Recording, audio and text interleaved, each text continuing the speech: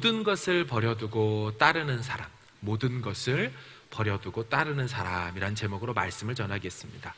여러분 잘 아시는 것처럼 오늘 해당 본문은 제자들이, 그 중에서도 베드로가 예수님 따르는 장면이지요. 우리 11절을 좀 보여주시면 이렇게 돼 있죠. 그들이 베드를 육지에 대고 모든 것을 버려두고 예수를 따르니라. 여러분 이 구절을 묵상하다 보면 우리는 가슴이 좀 답답해 오는 것을 느낍니다. 왜냐하면 다 버리고 주님을 따른다? 이게 너무 다다르기 힘든 높은 경지에 있는 수준 같아서 그렇습니다. 제가 대학 시절에 저랑 친했던 친구가 갑자기 대학로 길가에서 저를 붙들어 세우고 할 말이 있다고 하면서 했던 말입니다. 석재야, 나 내년에 신학교 가려고 해. 저는 충격이었죠. 아니 어떻게 갑자기 친구가 신학교를 갈 수 있을까? 쟤는 어느 정도 믿음이 있길래 저렇게 삶을 드릴 수 있을까? 그 당시만 해도 저는 전혀 그런 생각이 없었기 때문에 그냥 대단하다, 충격이다 이러고 있었어요. 근데 저희 교회 청년부 담당하시는 강도사님이 계셨어요. 무역학과를 다니시는 분이 신학교를 가서 전도사님, 강도사님 한다는 것도 저는 그냥 대단해만 보였어요. 우리 학교 선배님인데 어머 저기서 강도사님을 하고 계셔? 근데 어느 날 이분도 교회 앞에 나오시더니 자기가 인도네시아 선교사로 간다 이 얘기를 하시는 거예요. 저도 그 얘기를 들으면서 충격이었어요. 신학교를 가는 것만 해도 대단한데 어떻게 말도 안 통하는 인도네시아를 갈 수 있을까? 우리는 신앙생활하면서 우리와 좀 다른 부류의 사람을 만나곤 합니다. 대단한 헌신을 하시는 그런 분들을 만난다는 것이죠. 200독을 하신 권사님 저번에 말씀드렸죠. 1년에 12독씩 하십니다. 5독, 10독, 12독 그렇게 해내시는 걸 보며 깡마르고 작은 체구에 있는 그분이 어떻게 온종일 말씀 안에 있을 수 있을까? 그렇다고 집안일을 안 하는 것도 아니고 또 손주들과 자녀들을 돌보는데 말이죠. 저번에 섬겼던 교회에서 매일 새벽마다 나와서 찬송과 반주하는 집사님이 계셨어요. 주일에도 나와서 찬송과 반주를 하십니다. 얼마나 대단한지 우리 교육자님들도 저를 비롯해서 피곤하면 못 나오고 막 쓰러지고 그러는데 어떻게 이분은 가정생활하면서 그렇게 할 수 있을까? 대단해만 보였죠. 오늘 본문을 보면서 이 같은 느낌을 받더라는 거예요. 제자들이 예수님을 따라가는 본문을 볼 때마다 이런 느낌을 받는 거예요. 그러다가 이런 생각을 하곤 하지요. 에이, 그러니까 제자지요 이러면서 우리와 다른 종류의 사람이라는 것으로 확 분리를 시키곤 합니다. 지난주에 우리 청년부 리더, 목자들과 함께 화요일 저녁에 만나서 오늘 설교할 본문을 가지고 같이 미리 묵상과 큐티 나눔을 했어요. 여러 이야기를 하는데 청년들이 가장 많이 했던 내용이 뭐냐면 묵상한 다음에 우리 좀 나눠봅시다 했더니 1번이 베드로가 어떻게 저렇게 금세 또한 쉽게 예수님을 따를 수 있는지가 잘 이해가 안 됩니다. 궁금증으로 이렇게 내놨어요. 우리 누가복음 보지만 마태, 마가에도 이 내용이 있거든요. 화면을 좀 보세요. 그들이 곧 그물을 버려두고 예수를 따르니라. 이 곧이라는 단어는 즉시라고도 번역을 하거든요. 그들이 즉시 버려두고 따른다? 너무 다른 차원 아닙니까? 마가복음도 곧 그물을 버려두고 따른다. 이게 너무 멀리 있는 것 같아요. 오늘 누가복음에 뭐라 그래요? 즉시라는 것보다는 모든 것을 다 합쳐본다면 즉시 모든 것, 나랑 다른 이야기처럼 보입니다. 사랑하는 여러분, 우리는 성경을 볼 때 이런 여러 곳에서 나오는 본문을 이렇게 같이 연결지어서 볼 필요가 좀 있습니다. 마태복음의 5구절, 마가복음 5구절 제자들이 따르는 모습이 나오는데 오늘 본문 누가복음은 11구절이 되거든요. 우리 기사를 쓸 때도 기자들이 모든 걸 다 쓰지 않죠. 전하고 싶은 것만 위하여서 선택적으로 집약해서 쓰잖아요. 복음서의 기자들도 그랬습니다. 역시나 저도 설교를 준비할 때 연구 묵상한 걸 다 여기서 얘기하지 않아요. 그 중에 선택해서 말하죠. 그런 관점으로 본다면 오늘 본문에 베드로가 예수님을 따른 건 한순간에 일어난 사건이 아니라는 것을 알 수가 있습니다. 제자인 베드로가 순종하고 따라가기 전에 선행되었던 과정 하나가 있었어요. 그게 뭐냐면 말씀 듣는 시간이 그에게 먼저 있었다라는 거예요. 오늘 본문 1절과 3절, 4절을 좀 보십시오. 제가 먼저 읽어드릴게요. 무리가 몰려와서 하나님 말씀을 들을새 예수는 게네사렛 호숫가에 서서 예수께서 한 배에 오르시니 그 배는 시몬의 배라. 육지에서 조금 떼기를 청하시고 앉으사 배에서 무리를 예수님이 뭐예요? 가르치시죠. 이 가르칠 때 바로 옆에 누가 있었겠어요? 배 주인인 베드로가 있었죠. 베드로는 바로 옆에서 예수님의 말씀을 가르침을 받았다라는 거예요. 그리고 그 말씀을 4절에 마치신 다음에 예수님이 바로 따르라고도 안 하죠. 그 다음 뭐 합니까? 약간의 순종을 요구하십니다. 깊은 데로 가서 그물을 던져봐라. 무슨 얘기입니까? 베드로의 순종 전에 말씀 듣는 시간이 있었고 그거에 준하여서 약간의 순종함이 있었고 그 다음에 비로소 이 사람이 예수님을 따르게 되었다라는 거예요. 여러분, 우리 중에는 집회 한번 참석하고 예배 한번 드린 다음에도 눈물 펑펑 흘리며 두 손 들고 예수님을 따랐던 사람도 있지만 저를 비롯하여 대부분은 그렇지 않을 거예요. 꽤 오랜 시간을 교회에 나왔고 꽤 오랜 시간 예배를 드리다가 어느 순간 내 삶에 딱 맞는 말씀들이 들려지기 시작할 때 오늘 웬일인지 이 찬양을 통하여 갑자기 눈물이 쏟아지는 걸 경험할 때 주님을 만나고 그렇게 따르게 되는 거 아닙니까? 맞습니다. 우리는 다 이런 시간이 필요해요. 그래서 여러분, 권면을 드리는 건 말씀의 자리에 머무를 각오를, 또 말씀을 듣는 자리에 나올 생각을 하셔야 된다는 거예요. 여러분, 제가 요즘에 작년부터 유튜브 하는 목사가 됐지 않았습니까?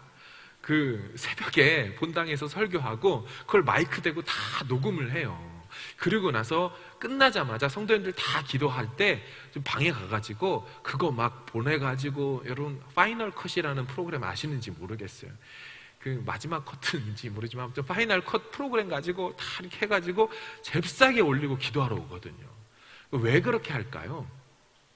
매일매일을 우리 성도님들이 코로나의 상황 가운데 말씀으로 시작하기를 바라는 마음이에요. 여러분, 보약을 먹는 분이 오늘 힘쓸 거니까 오늘 보약 딱 먹고 힘쓰는 사람 봤어요? 아니죠. 보약은 평상시 먹어두어야 중요할 때 힘을 쓸 수가 있는 거 아닌가요? 건강식품을 오늘 눈 좋아지는 약을 딱, 빌벨이라고 제가 들었어요. 그걸 딱 먹는다고 해서 눈이 번쩍 뜨이나요? 누가 그럽니까? 평상시에 약을 먹고 평상시에 말씀을 먹은 사람이 인생의 위기와 어떤 유혹 속에 끊어내고 믿음으로 승리할 수 있게 되는 거거든요. 그래서 여러분, 부탁을 드립니다. 새해에 여러 소망을 가질 수 있지만 내가 먼저 순종의 사람이 되기 위하여 말씀의 자리에 머물러야겠다라고 생각하는 거예요. 그럼 생각해 보세요. 일주일에 한 번 예배를 빠지지 않고 주일마다 드리시는 분 1시간 반 말씀과 예배에 노출되어 있어요. 근데 일주일이라는 시간은 186시간입니다. 168시간이에요. 그럼 1시간 반과 168시간 일주일을 계산해 보면 0.1%도 우리는 하나님 앞에 나와 있지 않아요. 여러분, 그거 가지고는 성장을 해낼 수가 없어요. 저절로 신앙이 다운될 수밖에 없어요. 한 번도 예배를 안 빠져도 말이죠. 우리 삶 가운데 말씀을 매일매일 보는 것이 주야로, 밤낮으로 묵상하는 사람의 삶이 복된 삶이 된다라고 약속한 것은 바로 이 때문인 것입니다. 여러분, 두 번째는요, 어떻게 해서 베드로가 예수님을 따를 수 있었을까? 두 번째는 베드로는 자신의 인생에 갑자기 찾아오신 예수님께서 어부로서의 한계에 직면한 순간 그 한계를 한 방에 뛰어넘는 것을 보며 충격을 받으면서 변화가 일어났습니다. 베드로의 직업은 어부잖아요. 어부의 최고의 목표와 기쁨이 뭡니까? 만선의 기쁨이죠. 빈 배로 나갔다가 그물을 통하여서 가득 채워 돌아오는 거, 그것만큼 어부에게 기쁜 일이 더 있습니까? 근데 오늘 본문을 보면 만선은커녕 밤이 새도록 수고하였지만 아무것도 건져 올린 게 없는 어부로서 인생의 바닥을 치게 되는 일을 겪었죠. 5장 5절 같이 한번 읽어볼까요? 시작.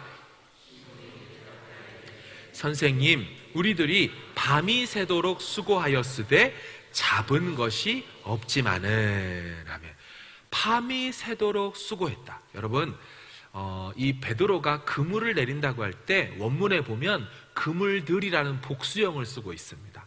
하나의 그물만 가져간 게 아니었어요. 여러 그물을 동시에 계속 내려봤을 겁니다. 또한 게다가 혼자 베드로 나간 게 아니죠. 동업자, 파트너들이 있었습니다. 그래서 복수형으로 기록되어 있어요. 그럼 당시 전기도 없을 때였어요. 그러면 밤에 나가서 조업을 하려면 달이 어느 정도 뜨는 때를 기다렸을 것이고요. 그때의 가장 좋은 포인트, 늘 고기가 잘 잡히던 곳에 팀까지 꾸려가지고 나갔을 거예요. 분명히 오늘 밤에 물고기 잡혀야 되는 게 정상이에요. 하지만 그는 어떤 결과를 맞아요? 밤이 새도록 수고해보지만 아무것도 건져 올리지 못해요. 어부로서 자신의 힘의 한계, 노력의 한계, 노하우의 한계, 기술의 한계를 경험했어요. 여러분, 그때 예수님이 그 인생의 빈배에 찾아오신 거예요. 그리고 어부 인생에 있을 수 없는 만선의 기쁨을 주셨어요. 여러분, 제가 다큐멘터리나 뭐 태국이나 어디에 그 원양어업하러 가시는 분들 보게 돼요. 혹은 이렇게 생업이 어부인 분들의 다큐들을 볼 때가 있거든요. 그분들의 기쁨도 소망도 만선인데요, 하루 종일이 아니고 그분들은 일주일을 집을 떠나 있더라고요. 그래서 아들과 아버지와 또 이제 뭐 아르바이트 하는 애가 같이 3명, 4명 타서 정말 보잘것없는 음식을 먹어가며 그물을 열심히 이만큼을 내리지만 못 잡아오는 경우가 허다해요. 허다해. 근데 여러분, 만선으로 오게 된다? 기가 막히죠. 자신들의 생각에는 오늘 조업이 끝났어요. 해봤자 안 돼요. 그래서 그물을 정리하고 씻고 있었어요. 더러운 그물. 보면서 한심하고 처참한 느낌이 있었을 거예요. 근데 아까 설교하는 거 들어보니까 옆에서 적어도 어부는 아닌 것 같아요. 말하는 투와 내용이. 그리고 이 갈릴리 바다에서, 호수에서 본 적 없는 분이 갑자기 나타나서 말을 하는 거 보니 어부 아니에요. 근데 그분이 아무것도 아닌 것처럼 깊은 데로 가서 그물을 던지라고 말하시더니 그물이 찢어질 정도의 결과를 도출했어요. 어떤 느낌일까요? 베드로 입장에서.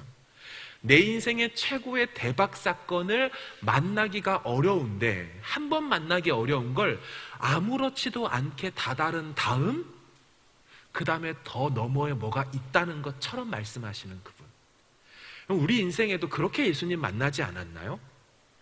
내 집 마련이 평생 소원이었는데 어떤 분을 딱 만났더니 그분이 이 땅의 집 정도의 수준이 아니라 너를 위한 영원한 집을 마련해뒀다라는 것을 들을 때, 도대체 이분은 뭐지?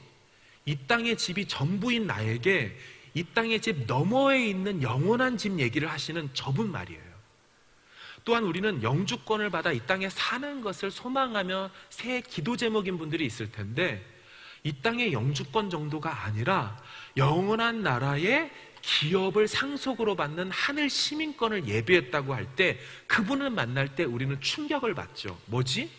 내 인생의 최고의 목표, 그거 훨씬 너머에 계신 그분 말이에요.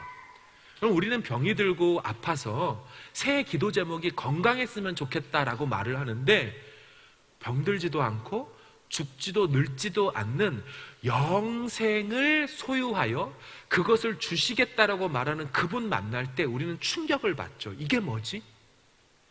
인생 중에 누구도 갖지 못하는 그 훨씬 너머에서 여유롭게 편하게 나를 따라오라고 말씀하시는 저분 뭐지? 마치 베드로는 어부로서 그걸 경험했을 거예요. 최고의 극치의 행복을 넘어서 계신 분. 게다가 여러분, 예수님이요, 베드로에게 이상한 말까지 한마디 합니다. 우리말 번역에는 예수님이 이렇게 말했거든요. 깊은 데로 가서 그물을 내려 고기를 잡으라. 여러분, 이게 현재 명령형으로 돼 있죠. 깊은 데로 가라. 그물을 잡으라. 현재 명령. 근데 실제 헬라어 본문을 보면 예수님이요 과거형으로 말해요. 왜 과거형으로 얘기하냐면 헬라어 용법에 보면 너무도 분명하게 이루어질 미래의 사건을 그렇기 때문에 지금 현재의 이미 과거처럼 말해버린다는 거예요. 이게 기도 응답의 약속 속에 나타나는 용법입니다. 자, 마가복음 11장을 좀 보실까요? 한번 읽어보겠습니다. 시작. 그러므로 내가 너희에게 말하노니 무엇이든지 기도하고 구하는 것은 받은 줄로 믿으라. 그리하면 너희에게 그대로 되리라. 아멘. 여러분, 구하는 것은 받을 걸로 믿으라잖아요. 원래 원뜻은 미래적을 얘기해야 되잖아요. 근데 원문에 저게 어떻게 되어 있냐면요, 구한 것은 이미 받았다고 믿으라라고 해요. 왜요? 기도 응답의 약속이 있기 때문에 미래적으로 받을 거지만 예수님이 뭐라고 얘기해요? 과거형 처리해버린다는 거예요. 지금 아직 물고기를 한 마리도 못 잡았는데 예수님 뭐라고 얘기해요? 너는 깊은 데로 가면 물고기를 다 잡은 것이야 라고 선언해버리니까 충격을 받았다라는 것입니다. 사랑하는 여러분, 왜 이런 일들이 발생하게 될까요? 왜 예수님이 우리 삶에 이루어지지도 않은 일들을 이미 이루어진 것처럼 미래인데 과거처럼 선언할까요? 우리는 3차원에서 살기 때문입니다. 우리는 시간 안에 살 수밖에 없기 때문에 2021년도 끝자락을 바라보지 못하고 살아요. 오늘만, 이 시간만 봐요. 하지만 예수님 그분은 차원을 뛰어넘어 초월하여 시간 밖에 계신 분이기 때문에 그분의 시간 개념 속에서 우리를 바라볼 때 과거형처럼 말하시는 경우가 있다라는 거예요. 여러분, 성경의 말씀들은 다 이 같은 시간의 시제 사용을 하면서 우리에게 말하죠. 그래서 오늘 본문은요, 베드로가 깊은 데로 가서 그물을 내려 순종하여 얻어진 고기를 잡은 사건이 아닙니다. 자, 다시요. 베드로가 순종해서 이루어진 사건이 아니고요. 언제 이루어졌냐면 예수님의 입에서 말씀이 선포되고 떨어진 순간 이미 그분의 시간 안에 이루어진 거예요. 그리고 다만 베드로는 그분의 말씀을 믿고 그분의 말씀 안에서 순종으로 확인하여 취하는 것뿐입니다. 여러분, 한 해가 이 같은 시간 개념으로 이루어지길 주의 이름으로 축원합니다. 여러분, 우리는 하나님 안에서 볼 때 우리에게 산적한 기도 제목이 있어요. 새해 소망함들이 있어요. 그건 우리 편에서 이루어져야 되고 바라기를 소망하는 거지만 그분 안에서 우리를 향해 갖고 있는 신실한 계획과 사랑이 있기 때문에 이미 우리 앞에 2021년도에 하나님의 시간표 안에 응답으로 준비되어 있죠. 그래서 우리는 뭐 하는 거예요? 그걸 믿고 시간마다 기도의 자리에 나아가 부르짖어 순종하여 확인하고 취하고 누리게 되는 것이 우리 삶이 되어야 할 줄로 믿습니다. 여러분, 이게 바로 신앙인의 삶이에요. 그래서 우리는 노력하고 애쓰고 헌신하고 드리는 것 같지만 이미 그분의 시간 안에 이루어진 것을 순종으로 확인하고 취하는 행태를 가질 수밖에 없다라는 것이죠. 여러분, 이게 믿어진 사람이 기도의 자리에 나아가는 줄로 믿습니다. 이게 믿어지는 사람이 순종의 자리에 나아가 미래적으로 받을 상급을 미리 지금 취하여 누리고 살게 되는 것인 줄로 믿습니다. 사랑하는 여러분, 베드로가 지금 이걸 경험한 거예요. 아니, 지금 잡을 것도 아니고 잡았다라고 선언하시는 그분 앞에 충격을 받은 거예요. 내가 지금까지 살아온 시간 개념은 그게 아닌데, 내가 지금까지는 노력해서 앞으로 내가 힘을 내서 취하여 왔는데 이분이 말씀하시는 순간 이미 이루어져 버린 걸 내가 확인했다는 것이 얼마나 충격이었을까요? 시간을 뛰어넘는 존재. 그러자 베드로가 어떻게 반응합니까? 존재가 흔들려 버리거든요. 자, 5장 8절을 같이 읽어보겠습니다. 시작. 시몬 베드로가 이를 보고 예수의 무릎 아래에 엎드려 이르되 주여 나를 떠나소서 나는 죄인으로소이다 하니. 여러분, 제가 주석을 보면서도 이 부분이 제일 이해가 안 되는 부분이었어요. 아니, 물고기를 소망하던 사람이 만선으로 그물이 찢어질 정도, 2배에 잠기게 될 정도로 대박 어획량을 얻었다면 뭐라고 반응해야 돼요? 당신 누구십니까? 우와, 저랑 5대5 합시다. 이렇게 하든지, 분위기가 안 좋으면 6대4 이렇게 접근해야 되지 않습니까? 아니면 당신은 저랑 같이 배 타고 나갈 필요도 없어요. 포인트만 집어주세요. 손 한 방울 물 묻히지 않고 제가 그냥 두둑히 챙겨드릴게요. 당신은 그냥 말씀만 하세요. 이런 식으로 접근할 것 같은데, 지금 이렇게 반응했다는 얘기는 베드로가 이분을 누구로 보지 않았다는 얘기예요. 적어도 어업 전문가로 보지 않았다는 얘기예요. 어업에 관련된 존재로 보지 않았다는 얘기예요. 이 사람 뭐라고 얘기했어요? 주여 나를 떠나소서, 저는 죄인입니다. 여러분, 이렇게 대단한 어떤 존재, 신적 존재를 만나고 자신이 죄인임을 깨닫고 무릎 앞에 엎드려서 꼬꾸라지는 장면을 혹시 구약에서 보신 적이 계십니까? 이사야 선지자가 그랬어요. 이사야 6장에 보면 이사야가 우시야 왕이 죽던 해에 환상이 열려요. 주께서 높이 들린 보좌 위에 앉으셨는데 그 성부 하나님의 앉으신 곳 주위에 스랍이라는 천사들이 여섯 날개로 날개짓을 하며 거룩하다 거룩하다 거룩하다 만군의 여호와여, 그의 영광이 온 땅에 충만합니다라는 임재와 영광을 마주한 순간 이 이사야가 뭐라고 반응하는 줄 아세요?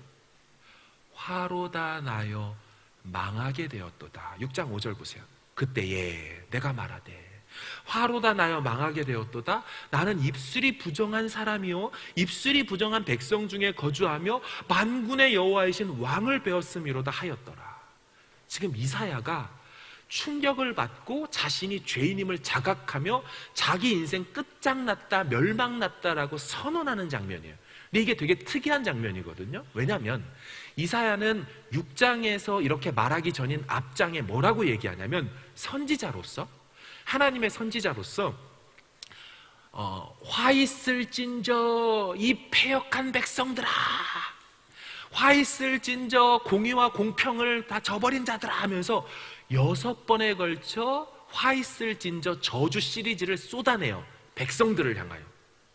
그렇게 했던 심판자의, 대리 심판자의 자격을 갖고 있던 이 사람이요, 갑자기 만군의 여호와를 보게 되는 순간 그 심판과 저주가 백성들이 아니라 지금 누구에게 임하게 되었다라는 것을 알게 됐어요? 자신에게 오게 됐다는 걸 알게 됐어요.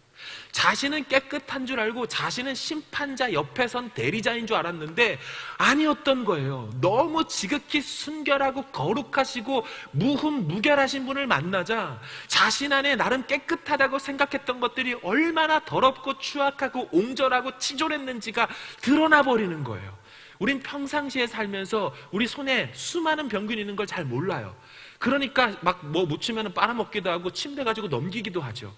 하지만 그 사실을 알게 되면, 어떤 존재의 힘을 빌려 현미경이든 과학자든 통해서 보게 되면 우리는 수많은 병균 속에 있다는 걸 알게 돼요. 마찬가지예요. 이사야가 충격을 받은 겁니다. 나도 예외가 아니라는 사실. 베드로도 그전까진 자신을 죄인이라고 여기지 않았어요. 자기는 그냥 성실한 어업을 하는 어부였어요. 한 가정의 남편이었어요. 평범한 사람이었어요. 근데 그분의 거룩하심과 지극히 타자인 것을 발견하자마자 자신이 진짜 누군지가 나타난 거예요. 사랑하는 여러분, 우리 인생에 그리스도를 따르고 믿는다고 한다면 적어도 한 번 이상 이 같은 절대 절망을 경험하고 고백한 적이 있어야 해요. 나는 아무것도 아니구나. 나는 정말 처절한 비참한 존재이구나. 내 운명은 완전히 끝장난 것이구나라는 절대 절망 죄인인 것을 자각하는 타임이 와야 돼요. 또한 그리고 그것이 한 번이 아니라 예수님을 더 알아가고 예수님께 더 가까이 나아가면 나아갈수록, 순전하시고 순결하신 그분께 가까이 가면 갈수록, 성숙하고 성장하면 성장할수록 내가 죄인임을 더 느끼게 되고 내 연약함을 더 자각하게 되고 정말 비참함을 깨달아 더 엎드리게 되는 것으로 나타나게 된다는 거예요. 여러분, 근데 이때 인생이 바뀌어요. 이때 진짜 인생 역전과 인생 전환이 일어나요. 여러분 잘 보세요. 시몬 베드로가 5장 5절을 보세요. 시몬이 대답하여 이르되, 뭐라고 불러요 예수님은? 선생님, 우리들이 밤이 새도록 수고하였습니다. 베드로는 예수님을 선생님 정도로만 봤어요. 하지만 말씀에 순종하게 되었고, 그러면서 그분의 능력과 기적, 내 모든 인생의 꿈에 넘어서에 계시는 초월하신 존재인 걸 깨닫자. 바로 뒷구절인 8절에 뭐라 그래요? 주여. 호칭이 바뀌어요. 여러분, 예수님을 주님이라고 부르는 누가복음의 최초의 등장인물이 이 장면이에요. 베드로예요. 그리고 예수님 앞에 자신이 죄인임을, 그래서 죄인을 구원하기 위해서 오신 예수님이라는 그 오심의 정체성을 드러내는 사람, 자신을 죄인으로 고백하는 사람, 최초의 인물이 역시 베드로고, 이 장면이에요. 왜 이런 일이 일어납니까? 하나님 앞에서 자신이 진짜 어떤 존재인지 정체성을 자각하는 일이 언제 일어나요? 예수님 그분이 누군지 알 때, 예수님 그분의 어마어마한 존재 앞에 내가 서게 될 때, 그때 다리에 힘이 풀리고 자신의 의지가 꺾이고, 그리고 자신이 어떤 존재인지 영적으로 밝히 드러나며 절대 절망으로 나가요. 하지만 사랑하는 여러분, 그 절대 절망으로 나아갈 때 예수님이 가만두시나요? 아니요. 그의 모든 인생을 다 무너뜨린 것 같은 그 순간 속에 예수님이 다시 그의 인생을 지으시죠. 예수님이 다시 그의 인생의 소명을 부여하시고 불어넣으시죠. 뭡니까? 네가 후로는 사람을 취하리라 라고 얘기를 해요. 여러분, 베드로는 어떤 사람이었습니까? 살아있는 물고기를 잡아요. 더 잘 살게 하려고 잡았어요? 아니요. 살아있는 물고기를 잡아 죽여 요리해서 먹거나 잡아 다른 사람한테 팔어 죽여 없애는 일들을 해요. 그런 인생을 살리는, 사람을 살리는 일로 바꾸셔요. 여러분, 누가복음 5장 10절 한번 좀 읽어볼까요? 시작. 시몬에게 이르시되 무서워하지 말라. 이제 후로는 네가 사람을 취하리라 하시니. 아멘. 네가 사람을 취하리라라고 되어 있지만 원문에는요, 네가 사람을 취할 거야 살려서 라고 되어 있습니다. 살려서라는 헬라어 단어가 번역이 안 돼 있어요. 그래서 Complete Jewish Bible이라는 CJB를 보세요. 예수와 세트 시몬 해놓고 From now on you will be catching men 하고 alive가 있어요. 너는 이제 후로는 사람을 취할 거야 살려서. 네가 이제 물고기나 죽은 물고기나 내다 파는 그런 존재가 아니라 너는 사람을 살려낼 것이고, 너는 그 사람들에게, 죽은 영혼들에게 생명을 줄 것이고 새 생명을 나눠주는 그런 인생으로 네 인생의 목적과 방향이 바뀌게 될 거야. 인생의 최대의 절망 가운데 있던 그에게, 한계에 부딪힌 그에게 이 정도를 회복하는 수준이 아니라 하나님 수준으로 다시 올려서 완전 인생을 바꿔버렸다라는 거예요. 여러분, 인생의 빈배에 타고 있었던 이 베드로, 그가 만선의 기쁨을 누리는데 그 만선은 물고기가 아니었어요. 그의 인생의 만선의 기쁨은 사실 물고기가 아니었어요. 왜냐하면 그 만선의 물고기는 또 내다 팔면 비어버려요. 또 내다 팔면 또 비어버려요. 그런 일을 만나기도 어렵지만 계속 비어요. 하지만 그의 인생의 진짜 만선의 기쁨을 누리게 된 건 세상 그 누구보다 귀하신 존재인 예수님이 그 배에 타셨기 때문인 줄로 믿습니다. 그래서 그의 인생은 만선의 기쁨이 됐고, 그의 마음에는 영원한 충만함이 찾아왔어요. 그의 마음 가운데는 영원한 기쁨이 찾아왔어요. 다시는 비이지 않는, 다시는 잃어버리지 않는 예수님 그분이 오셔서 그의 마음 문에 들어와 버리셔서 충만함으로 찾아오셨어요. 사랑하는 여러분, 질문 하나 드릴게요. 예수님과 베드로가 오늘 본문 5장 1에서 11절에 처음 만난 사건일까요? 이 부분만 딱 보면 예수님과 베드로는 오늘 처음 만난 것처럼 보여요. 하지만 아니요, 그렇지 않았더라고요. 지난주의 본문이 기억나십니까? 4장 38절을 보세요.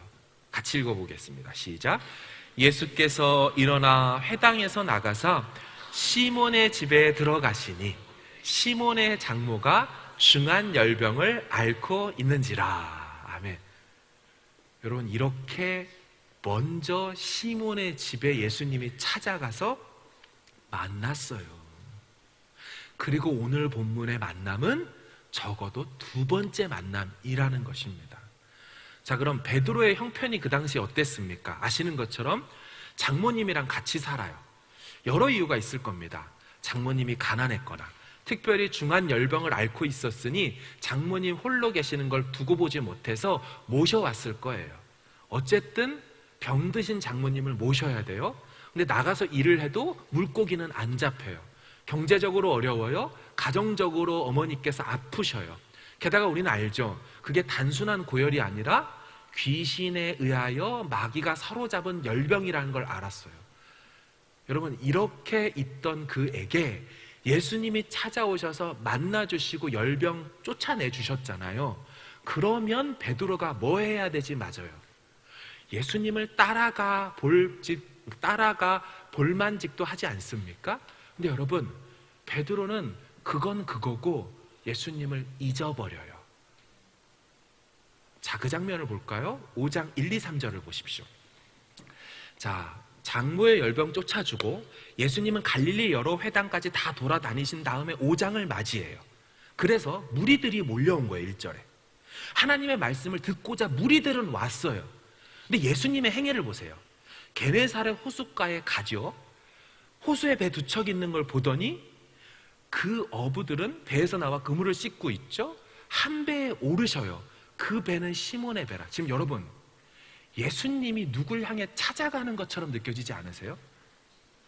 그렇죠? 예수님이 시몬의 집에, 장모의 집에, 시몬의 집에 찾아갔다가 능력과 기적을 보여줘요. 하지만 전혀 안 따라오고 자기 생업이나 하려고 물고기 잡는 저들, 이 무리들도 쫓아오는데 이 무리들 안에도 속하지 않은 그 베드로에게 예수님이 무리를 오히려 끌고 오셨어요. 그래서 수많은 배 중에 베드로의 배 위에 오르셔요. 그리고 말씀을 안 듣는 그 베드로 옆에 앉혀놓고 그 옆에서 설교를 하셔요. 예수님이 베드로를 따라오셨다. 베드로를 오히려 쫓아오셨다는 느낌을 지울 수가 없죠.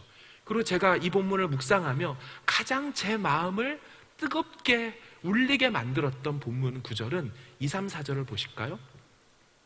보시니 라는 구절이었어요.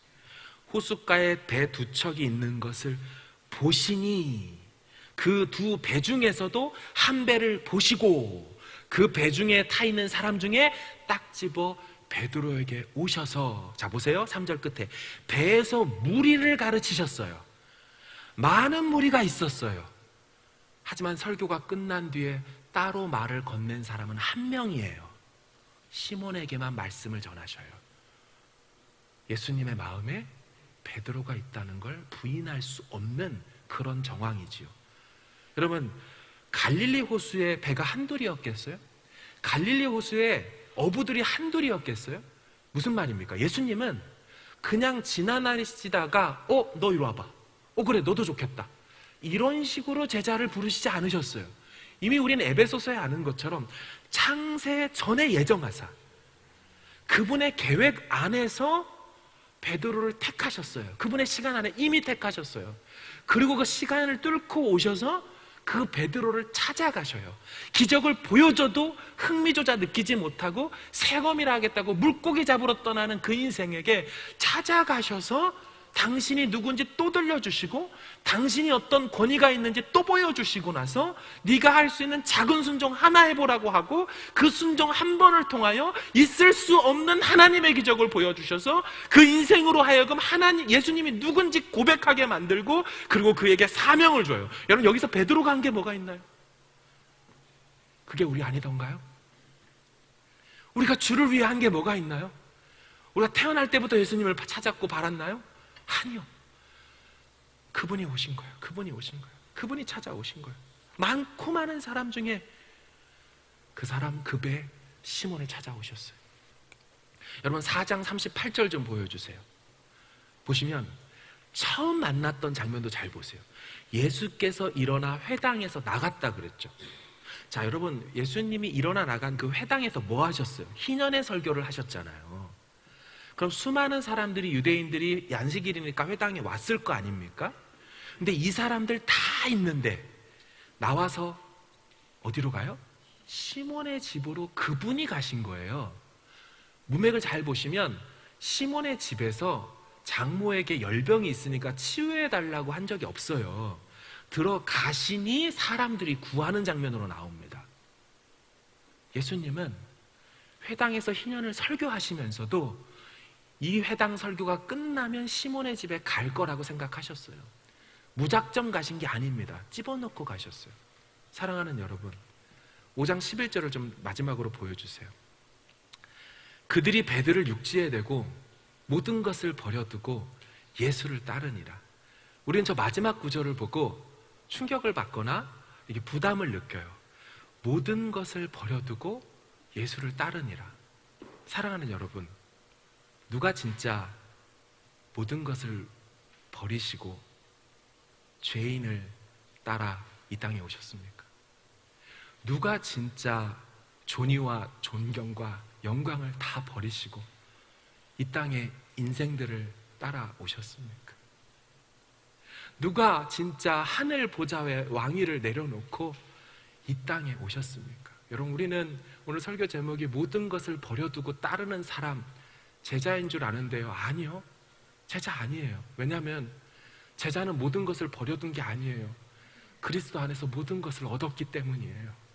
그들은 모든 것을 버린 게 아니라 그리스도 안에서 모든 것을 다 얻었고 그분을 따른 것 같지만 사실은 하나님의 인도하심과 추적하신 체이싱이 있었어요. 인생 전체를 두고. 우리 여기 있는 사람 모두가 저를 비롯해서 이 예수님의 추적하심 때문에 있는 거 아니던가요? 예수님의 그 사랑, 아들을 내어주면서 모든 것을 내어줬다는 그 사랑 때문에 우리 여기 있는 거죠. 그분의 포기하지 않는 사랑, 그분의 신실하신 사랑, 정신없고 깨지는 모습, 여러분 이제부터 베드로가 보여줄 거예요. 예수님 포기하던가요? 아니요. 막판의 순간까지 바닥을 쳐버리는 그 베드로라 해도 예수님 그를 위해 기도하시고 다시 사명자로 만들어내셔. 주님, 내가 이거 하겠습니다. 베드로가 하지 않고 예수님이 너는 이거 할 거야 한 다음에 예수님이 그 사람 되도록 만들어 가셔서 초대교회의 리더로 세워 가셨어요. 이 사랑이, 이 은혜가 올 한 해 우리에게서가 아니라 하나님으로부터 오는 그 사랑 때문에 올 한 해 진짜 소망 있기를 주의 이름으로 축원합니다.